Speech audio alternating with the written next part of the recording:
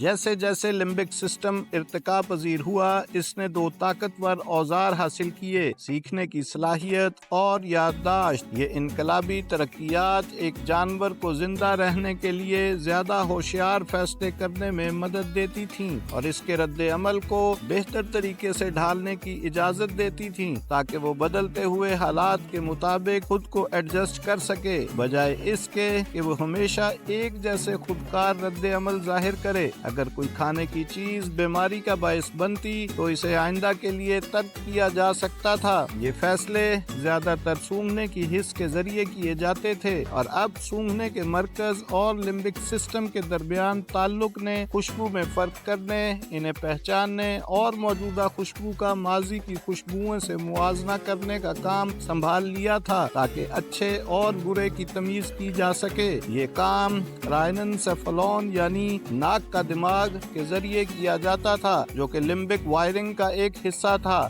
اور نیوکارٹکس کی ابتدائی بنیاد بھی تھا، جو کہ سوچنے والا دماغ ہے۔ تقریباً 100 ملین سال قبل میملز کے دماغ نے ایک زبردست ترقیاتی چھلانگ لگائی۔ باریک تہوں والے کارٹیکس کے اوپر جو منصوبہ بندی، حسی معلومات کی تفہیم اور حرکت کو مضبوط کرنے کے کام کرتا تھا، دماغی خلیات کی مزید کئی تہیں شامل ہوئیں جنہوں نے مل کر نیوکارٹکس تشکیل دیا۔ قدیم دماغ کے 2 تہوں والے کارٹیکس کے برعکس نیوکارٹکس نے ایک غیر معمولی علمی برتری فراہم کی۔ ہوموسیپین یعنی جدید انسان کا نیوکارٹکس کسی بھی دوسری نوع کے مقابلے میں بہت بڑا ہے، اور یہی وہ چیز ہے جو ہمیں حقیقی معنوں میں انسان بناتی ہے۔ نیوکارٹکس سوچنے کی جگہ ہے، وہ مرکز ہے جو مختلف خیالات کو یکجا کرتا ہے اور جو کچھ ہمارے حواس محسوس کرتے ہیں اسے سمجھنے میں مدد دیتا ہے۔ یہ اس چیز میں اضافہ کرتا ہے جو ہم کسی خیال کے بارے میں سوچتے ہیں، اور ہمیں خیالات، نشانات یعنی سمبلز اور تخیلات یعنی امیجنیشنز کے متعلق احساسات رکھنے کی صلاحیت دیتا ہے۔ ارتقائی عمل میں نیوکارٹکس نے ایک نپی تلی بہتری کی اجازت دی جس نے مشکلات کا مقابلہ کرنے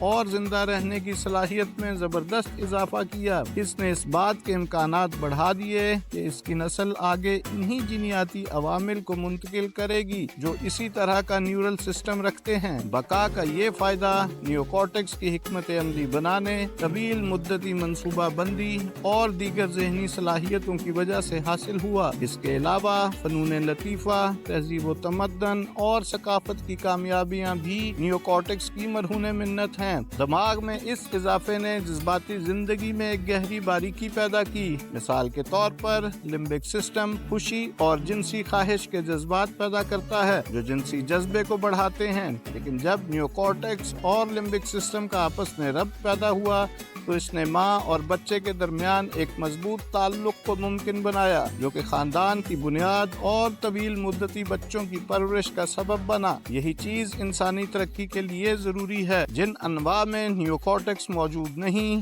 جیسے کہ رینگنے والے ریپٹائلز، ان میں والدین کی شفقت کا فقدان پایا جاتا ہے۔ جب ان کے بچے انڈے سے نکلتے ہیں تو انہیں فوراً بھاگ جانا پڑتا ہے تاکہ وہ اپنی ہی نوع کے بالغ افراد کا شکار نہ بن جائیں، لیکن انسانوں میں والدین اور بچے کے درمیان قائم ہونے والا یہ حفاظتی تعلق ایک طویل بچپن کی نشو و نما میں مدد دیتا ہے جس دوران دماغ مسلسل ترقی کرتا رہتا ہے۔ جب ہم ارتقائی درجہ بندی میں رینگنے والے جانوروں سے بندر یعنی بوزنا اور پھر انسان تک بڑھتے ہیں تو نیوکارٹکس کا سائز بڑھتا جاتا ہے۔ اس کے ساتھ دماغی وائرنگ میں بین الربط تعلقات کی تعداد بھی کئی گنا بڑھ جاتی ہے۔ جتنے زیادہ نیورل کنیکشنز موجود ہوں اتنے ہی زیادہ ممکنہ رد عمل پیدا کیے جا سکتے ہیں۔ نیوکارٹکس ہمیں جذباتی زندگی میں باریکی اور پیچیدگی کو سمجھنے میں مدد دیتا ہے، جیسا کہ اپنے احساسات پر غور کرنے کی صلاحیت۔ دوسرے جانوروں کے مقابلے میں پرائمیٹس میں نیوکارٹکس اور لمبک سسٹم کے درمیان کہیں زیادہ نیورل کنیکشنز پائے جاتے ہیں اور انسانوں میں یہ تعداد سب سے زیادہ ہے۔ یہی وجہ ہے کہ ہم جذبات اور جذباتی رد عمل کی ایک وسیع رینج کو محسوس کر سکتے ہیں اور جذباتی زندگی میں زیادہ باریک بینی سے کام لے سکتے ہیں۔ جہاں خرگوش یا کسی دوسرے جانور کے جذباتی رد عمل کا ایک محدود دائرہ ہوتا ہے، وہیں انسان کا نیوکورٹیکس اسے بہت زیادہ وسیع جذباتی اظہار کی اجازت دیتا ہے، یہاں تک کہ کسی ہنگامی صورتحال میں 911 پر کال کرنے جیسا پیچیدہ عمل بھی انجام دے سکتا ہے۔ جتنا زیادہ کسی جاندار کا سماجی نظام پیچیدہ ہوگا، اتنی ہی زیادہ لچکدار دماغی ساخت ضروری ہوگی، اور انسانوں میں اس سے زیادہ پیچیدہ کوئی سماجی دنیا نہیں ہے۔ لیکن یہ اعلیٰ دماغی مراکز جذباتی زندگی کے تمام پہلوؤں کو کنٹرول نہیں کرتے۔ دل کے اہم معاملات میں اور خاص طور پر جذباتی ہنگامی صورتحال میں یہ کہا جا سکتا ہے کہ وہ لمبک سسٹم کو فوقیت دیتے ہیں۔ چونکہ دماغ کے بہت سے اعلیٰ مراکز لمبک علاقے سے ابھرے یا اس کی توسیع سے پیدا ہوئے، اس لیے جذباتی دماغ نیورل سسٹم میں ایک اہم کردار ادا کرتا ہے۔ جس طرح